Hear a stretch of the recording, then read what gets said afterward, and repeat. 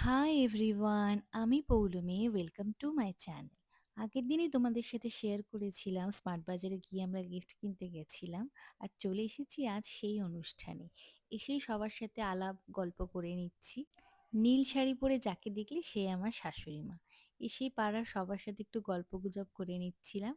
যেহেতু ছাদের মধ্যে রেজিস্ট্রি সেট আপটা করা হয়েছিল, তাই প্রচণ্ড ভালো লাগছিল। ওয়েদারটাও খুব ভালো ছিল, খুব সুন্দর হাওয়া দিচ্ছিল।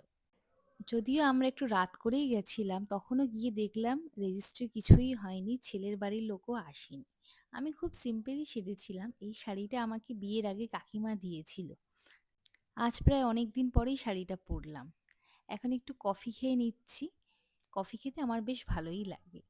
বর একটু চিকেন পকোড়া নিয়েছিল, ওটাও একটু টেস্ট করে দেখলাম। বর আমার চিকেন পকোড়া খেতে খুব ভালোবাসে। আর হিয়ার ইজ দ্য ব্রাইড। জানো, শ্বশুরবাড়িতে আসার পর ওই আমার প্রথম স্টুডেন্ট ছিল।